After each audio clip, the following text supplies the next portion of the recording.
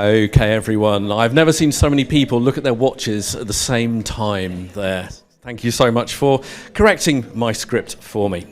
Okay, our next panel discussion here on stage 2 is the future of AI in sustainability, sponsored by Wipro.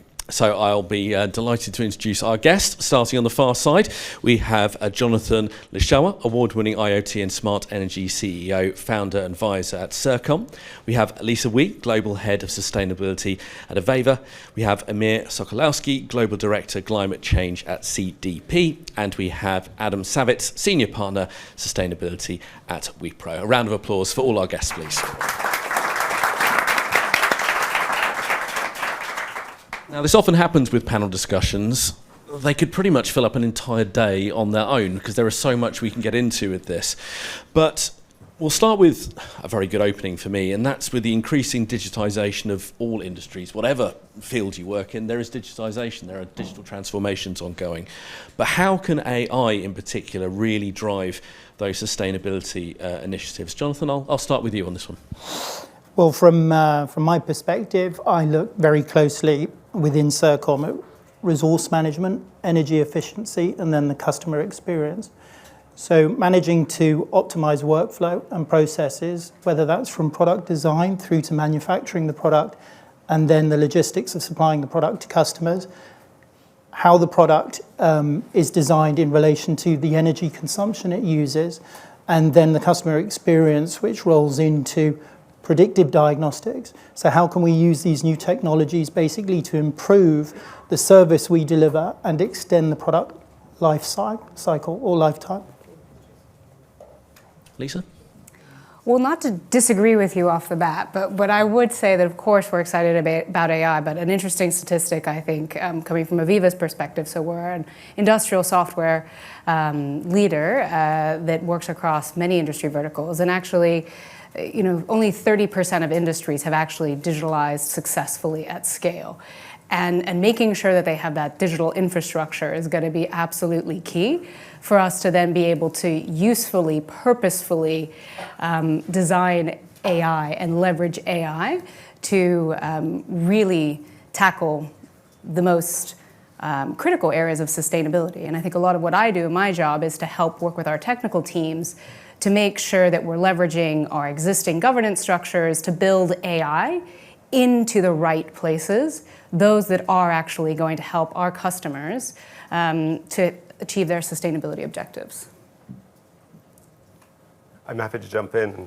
I'm not disagreeing with anyone on any side. Any technology has 3 impacts on society in general. It can either streamline things that are already being done, it can either make them more efficient or less efficient, depending on what your position is, or it can change them completely. And I think there's a whole series of discussions we're going to have here in which each one of those 3 is both a risk and a potential opportunity to deal within those 3. I'm also going to say something ironic that they have heard me say, that the medieval historian is going to say, it's not actually AI that we're talking about, it's machine learning.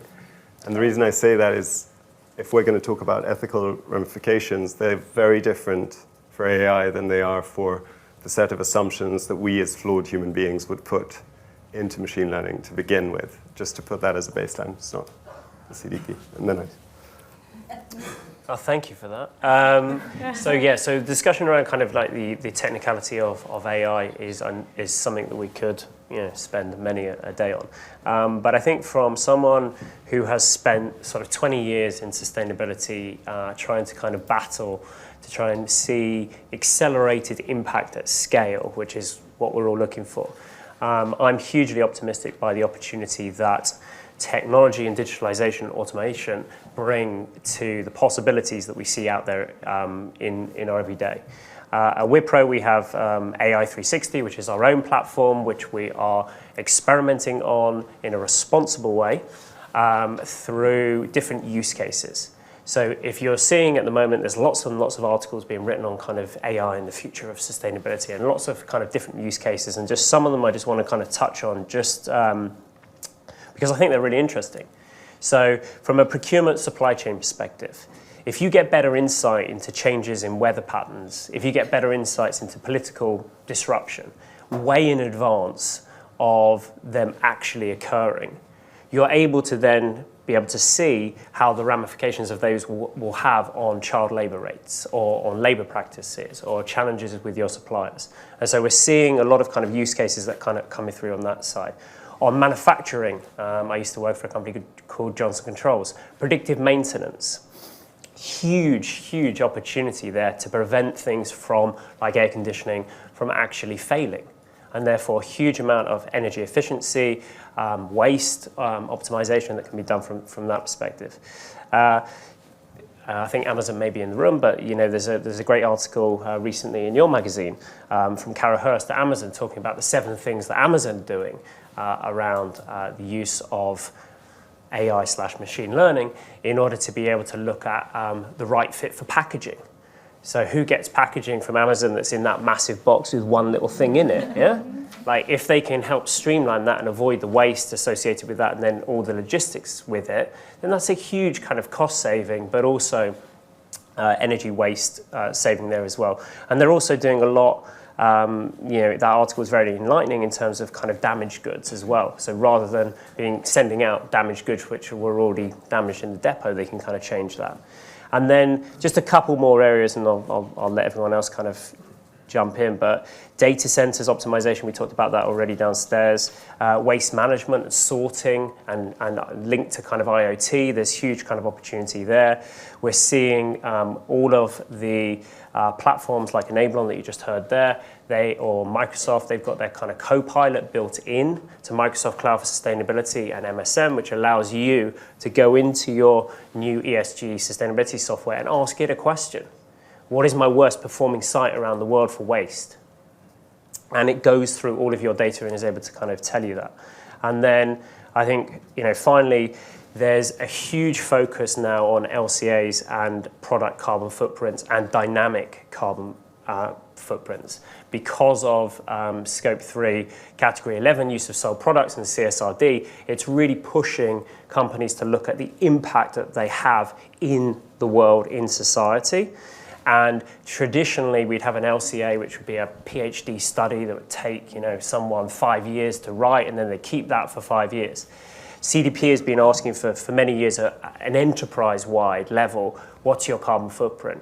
So if companies, as we're seeing now, are working with their suppliers to reduce their emissions, how do they ensure that those emission savings are then passed on into their business and the LCA of their products, the impact from a carbon perspective, come down?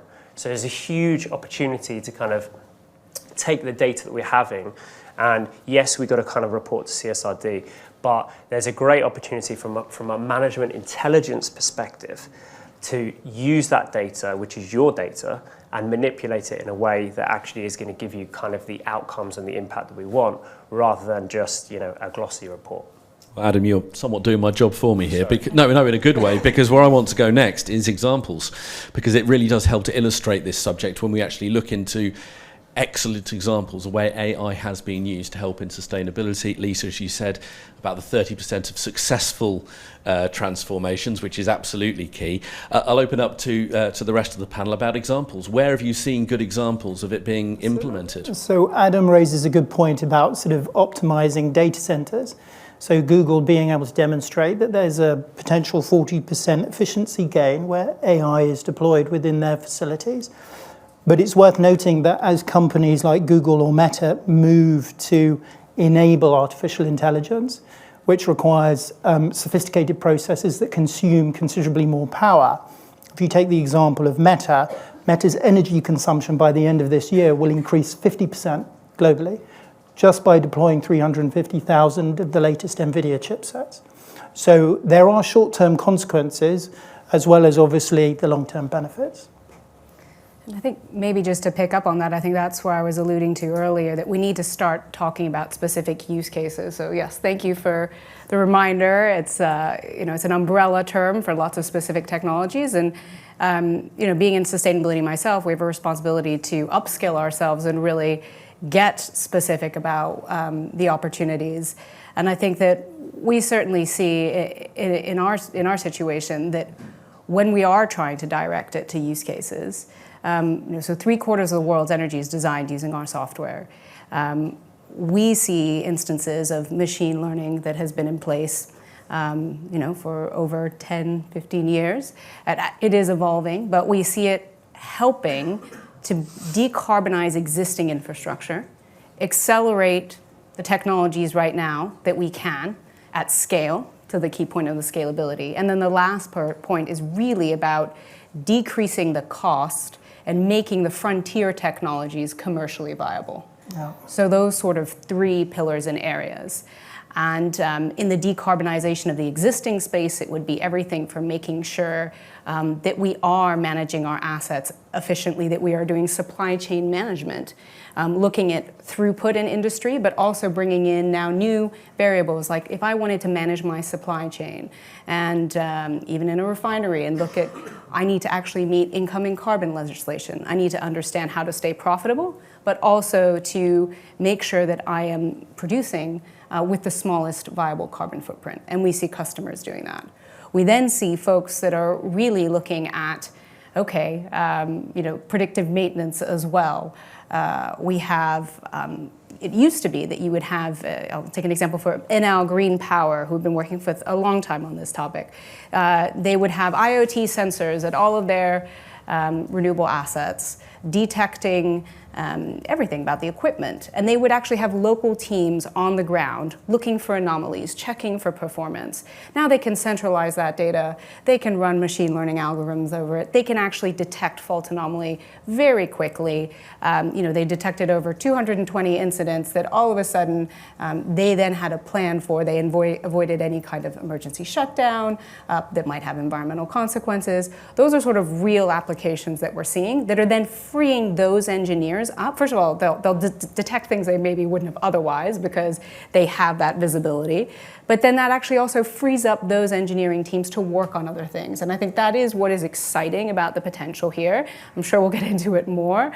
It's about making sure that we are using human capacity and we are able to direct it to the problems that machines still can't solve, right? So it's about making sure that we really are able to say there are other tasks that the current learning algorithms can do better than us, but there are other bigger problems that those engineers can be focused on solving. And then lastly, it was alluded to earlier, but I think what we're also seeing as we kind of push out into these new frontiers, yes, of course, we'll have an exchange of information across the value chain that hopefully will be facilitated by some of these technologies, but I think you're also going to see the traceability aspect. So, for example, the topic of carbon capture and storage. How do we actually make sure that that carbon is being captured? How do we make the process more efficient, but then actually check on reliability and that it's working? I think you're going to see a lot more of the ability in the future, we're not there yet, to be able to leverage these technologies to work on that or check the carbon intensity of certain sources. Like we like to say maybe we're going to label hydrogen, an energy source of the future, as low carbon or as green. How can we actually verifiably check that? We're going to have the data streams coming in and we're going to be able to leverage some of the technology capabilities from machine learning and other to verify that, which is going to be very important when we're all being asked to demonstrate and prove our commitments.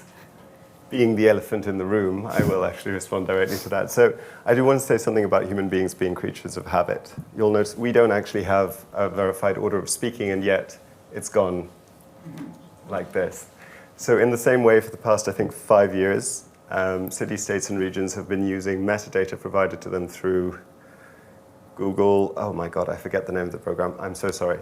To track phones, not to track what they're saying, not to track what they're doing, just to track their movement, in order to make, for example, transport more efficient, to predict it. I've been in London for enough years so that when I go down to the tube and I have 3 minutes to wait for the tube, I go like, for God's sake, 3 whole minutes. That is AI in action, right? Even the most simple initial, is that me?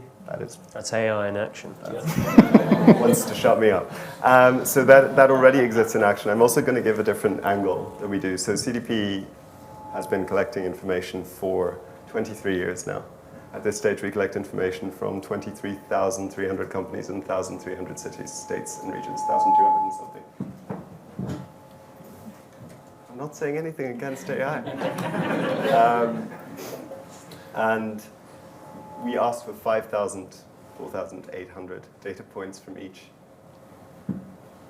CDP's motto is, and probably always will be, disclosure, insight, action. In each of those stages, AI helps.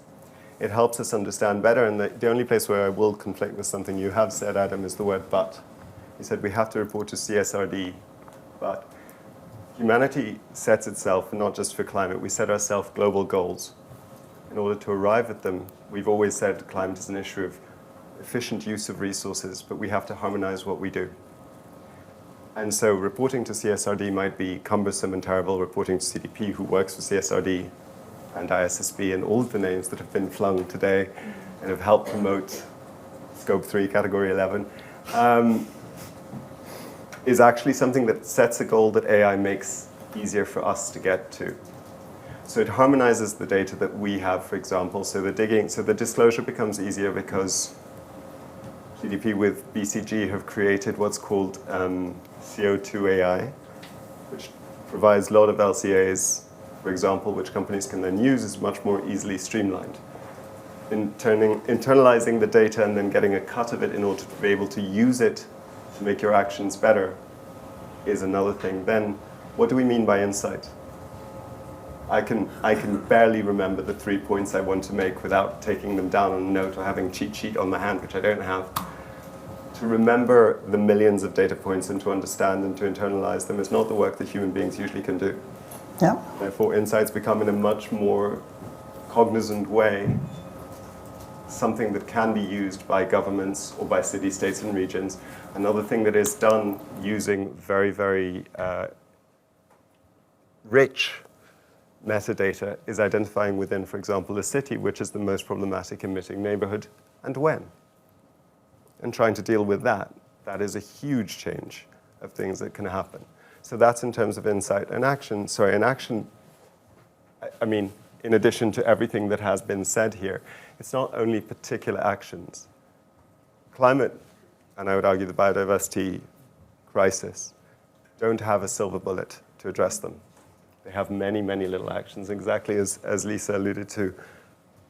Even with the best faith in the world, we never know what thing is going to help. CDP asks quite a lot, what are your low carbon initiatives that you partake in? And with the best intent, best faith, it takes 2 years in a magical world, 5 to 10 years, to understand if those actually work. AI helps identify those and helps coordinate the work across them. Been speaking for a while, so. No, and just building on that, on the insight piece, I think, if you're a CSO today, you've been collecting data maybe for 20 years. Okay? You should be walking into your office every morning with a printout sheet of here are the 5 top things you can do from all of that data. Like, there's no reason why we shouldn't have that. Yeah? We should expect more in that regard. Here are the 5 things you can do on biodiversity that give you costed, who you can do it with, what's the return on investment, how you go about doing it. It should be like there, basically.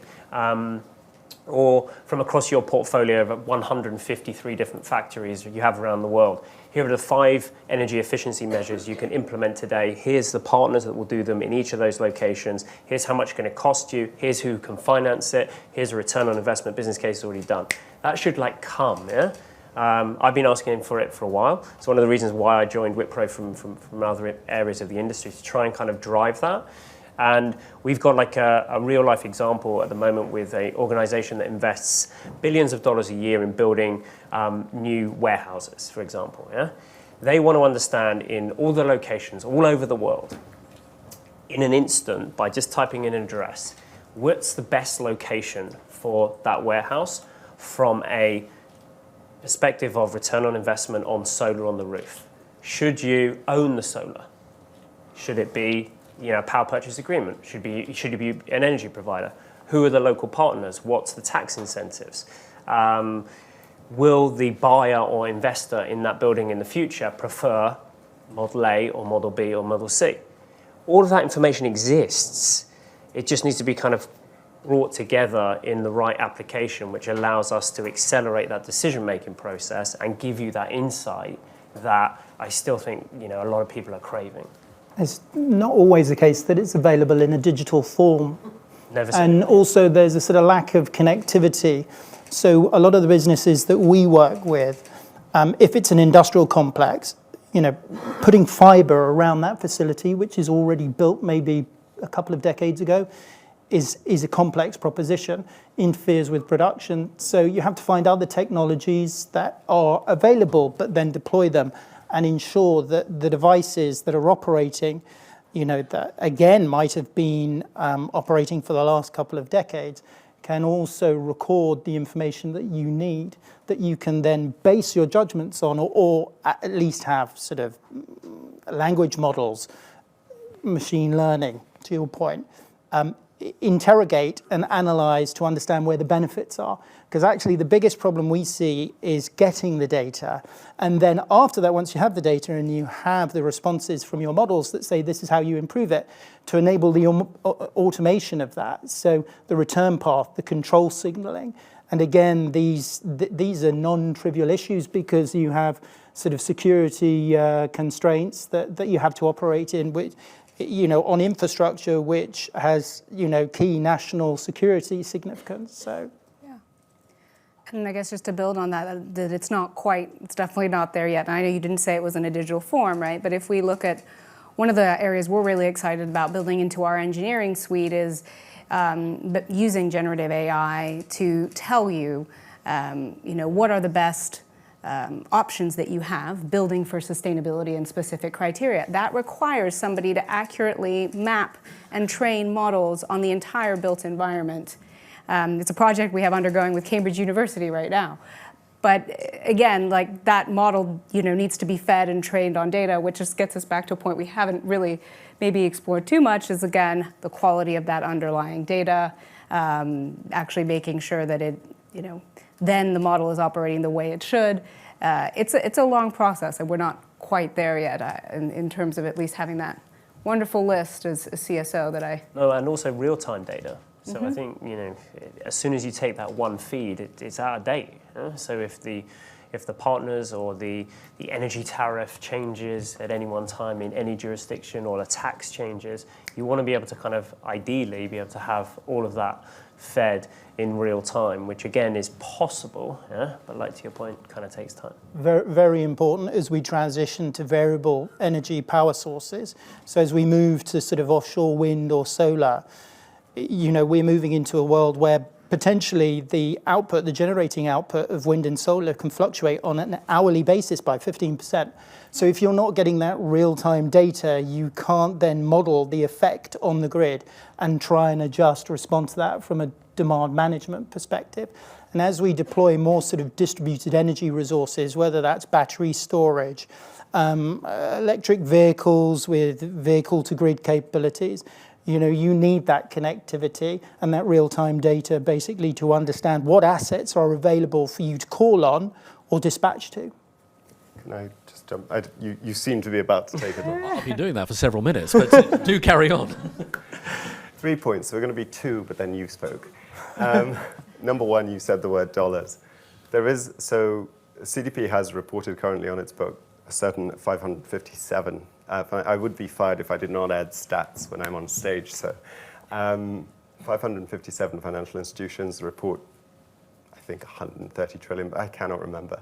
9 trillion of those are currently directed at fossil fuels.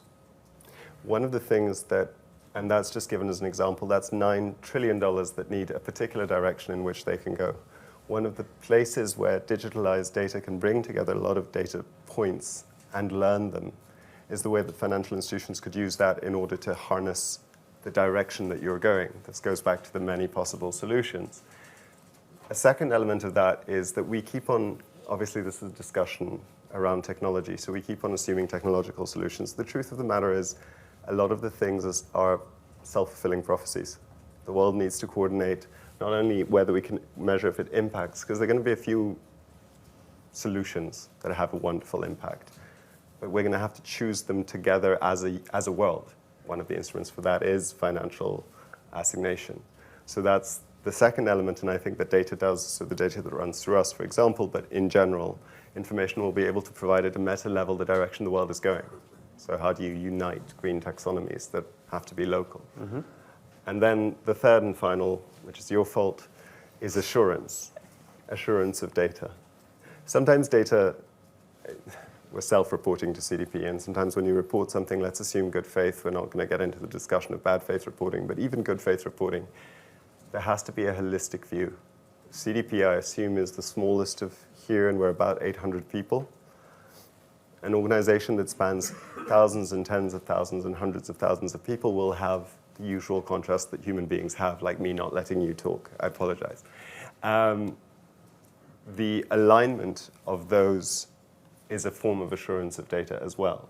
In addition to, do we have satellite imaging to this level that shows that you said there's no methane leak there, but well, and so on. So it's a self-assurance that's internal in terms of coherence of answers as well, and that requires very advanced machine learning to understand content and natural language learning. Now I'll let you. I mean, the best panels are when the host says as little as possible, trust me, so it's no problem at all. One thing we touched on very, very briefly a little bit earlier was about ethics, and it'd be remiss of me not to look into anything to do with ethics in any kind of AI-based conversation.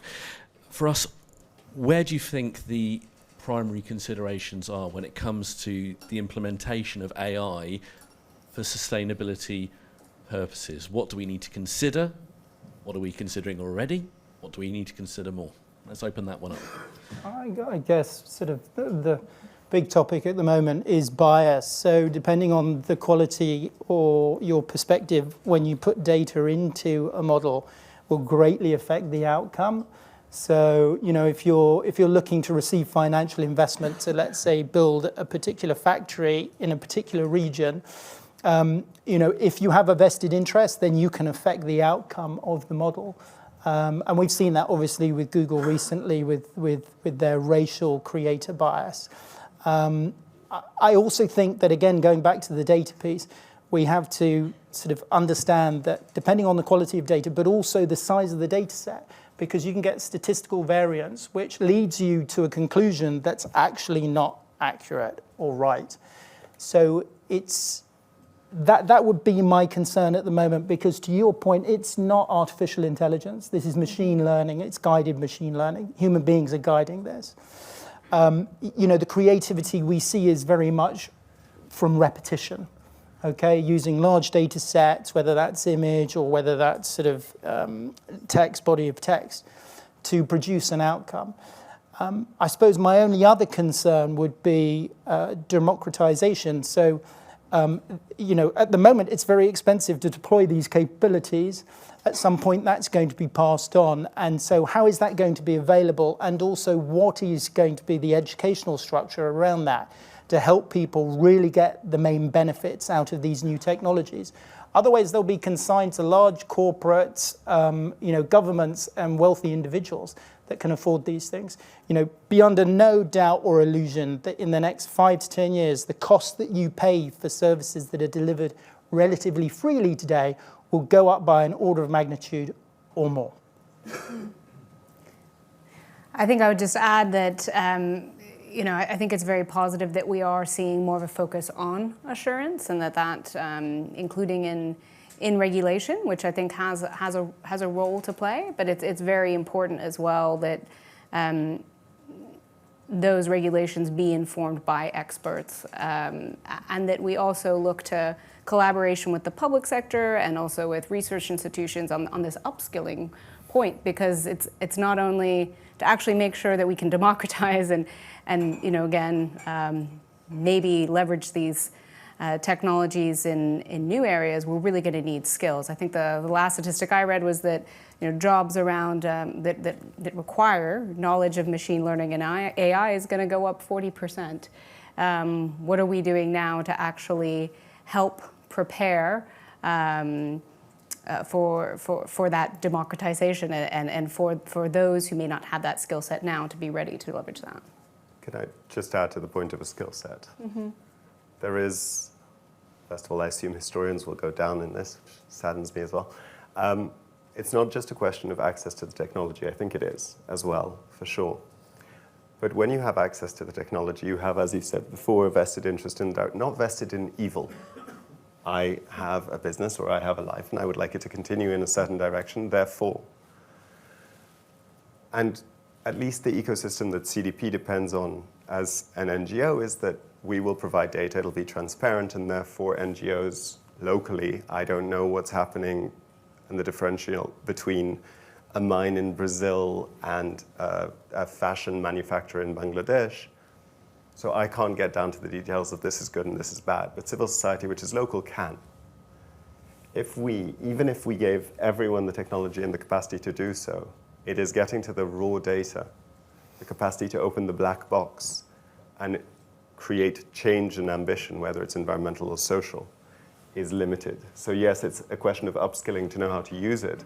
It's a question of access to the base data that we still need and the capacity to use it in court. In law school, you learn of repeat players and their advantage, or in casinos, the advantage of the house. There is an advantage to those that use it all the time, and that maintains a status quo that goes counter to any ambition, which is what's currently required.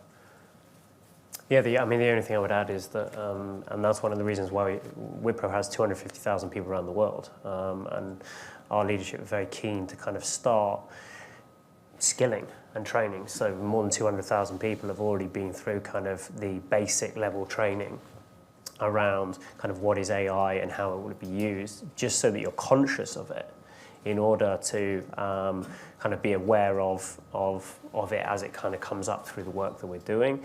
And we are very focused on kind of a strong kind of responsible AI practice where we're engaging with regulators and everyone who we can possibly engage with to understand kind of where this is moving, because it is moving very, very quickly. Yeah.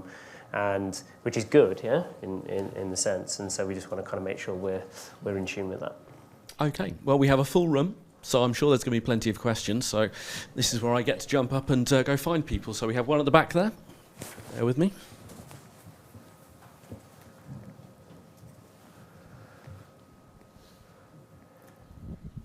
Thank you.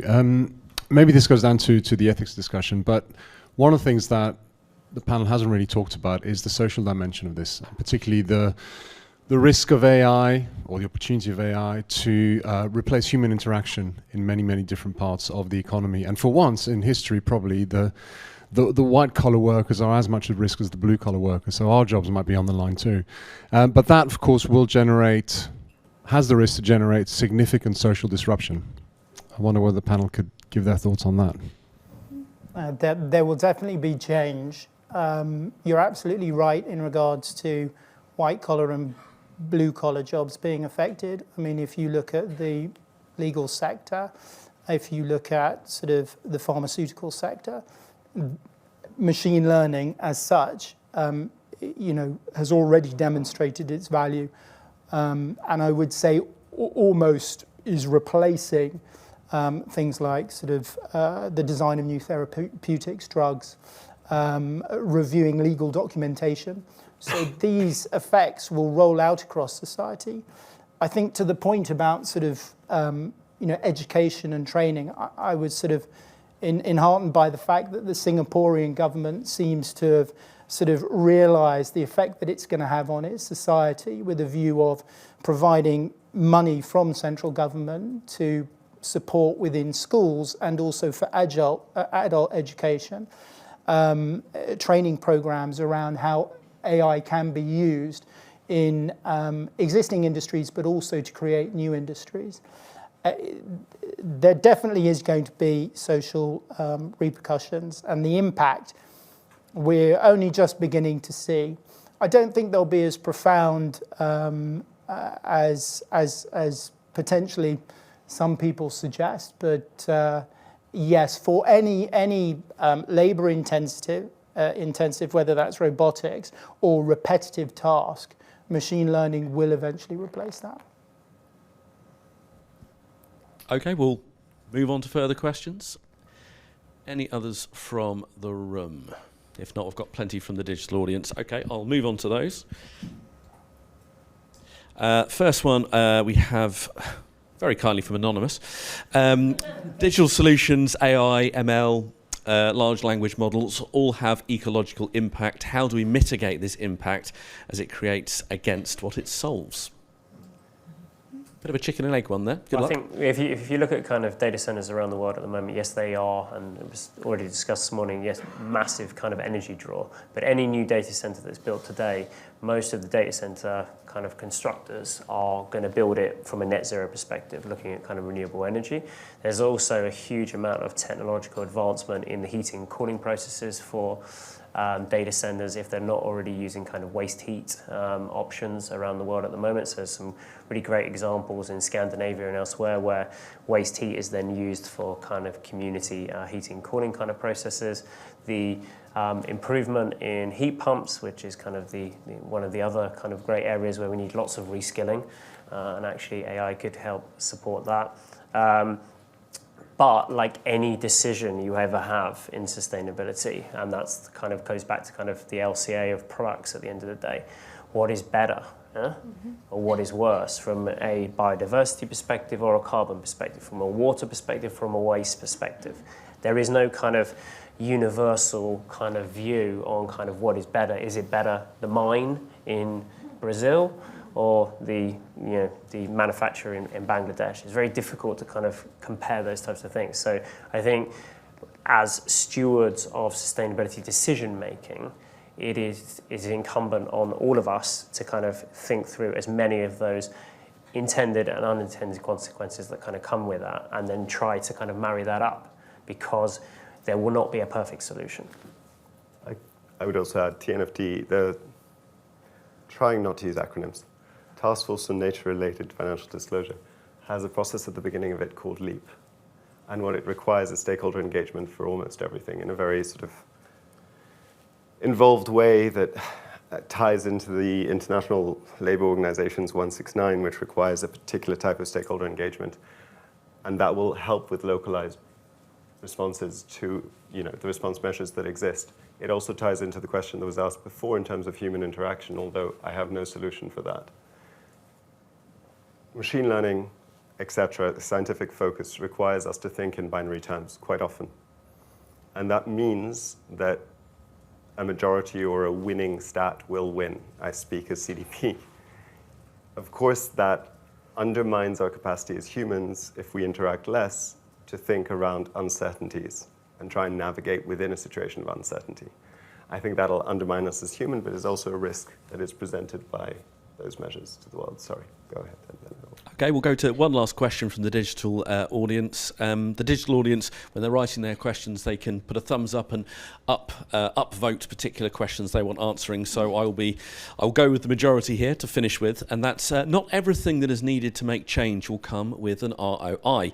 How do you resolve this constant need for an ROI? If no ROI, no change. Oh, 100% agree. I've worked for 20 years in sustainability, and I think we have to invest. You invest for your future, and therefore, if there is no ROI, if you want a wind turbine at your factory, the return on investment might be 25 years. You might not be in that factory in the next 20 years, but we have to invest for the future. And in the same way, you invest in your kids' education. If you send them to private school, you're not looking at ROI, or maybe you are, but we have to change that mentality, and it's an investment for the future, not necessarily an investment which has to show an ROI immediately. But I think I would just also add, building on that I think the digital solutions that we've been talking about and the machine learning technologies and the data infrastructure are allowing you to more easily look at the sustainability data next to the profitability data, and to be making decisions with all of the variables in mind. So I think that you can also have those more honest and open discussions, and they are being facilitated by the advances in technology that we're seeing. Isn't this something that's driven by government? So you see governments, for geopolitical reasons principally, investing in infrastructure or nearshoring, but also investing in offshore wind or solar, battery storage, grid expansion. So it's really something for governments to, come forward and through subsidization, sort of spur investment by private capital. Because if you look at businesses, they will always look at ROI, and they will always work with the bottom line in mind. And so therefore you need government either through subsidization to increase efficiency or regulatory changes. We see in the UK that Actually now gas pricing gas prices have fallen, so that actually means a gas boiler is cheaper to run. It's more economical than a heat pump. So government will have to look at that, and obviously this can change from one moment to the next depending on geopolitics. But governments will have to have regulation that incentivizes us to do the right thing, because if this is left to us as consumers or to private enterprise, it won't happen. Can I end in disagreement, or do you need to? Feel free. There's a different way of looking at this, which is we define what return means. So building a little bit on what Adam says, a lot of CDP's base of action, but also the reason that I joined CDP is the fact that it's, okay, you want return on investment, that's the way the world works, great. But since the 16th century that I can trace, and I'm sure since much earlier, we as a society have been determining what has value. We don't allow for slave labor, we don't allow for carcinogens, there are many things that potentially would have a better return in coinage than they do, but we have, as a society, has determined otherwise. And one of the only ways that that is possible is through access to any, I'm not talking as CDP now, but to any level of information, which is where we keep our eye on ensuring that all of these measures do allow us to interact as human and guide them, which I think has been said by all of the audience. I think that government is just part of a broader ecosystem. Companies will compete to the top instead of to the bottom if they get a glimmer from society that is, I will buy your product for more if you prove to me in the most sophisticated way that you have zero emissions. In a slower way than that immediate, I can see your face, in a slower way than that immediate. It's not as easy as that, but it is ultimately that. And Amir, that's a lovely way to finish. And Adam, what I will say is next time I send my daughter, who's 11, off to SATS tutoring, I will tell her there is an ROI attached. I'll let you know if it works. Thank you so much to the entire panel. It's been a fascinating discussion. Thank you very much. Thank you.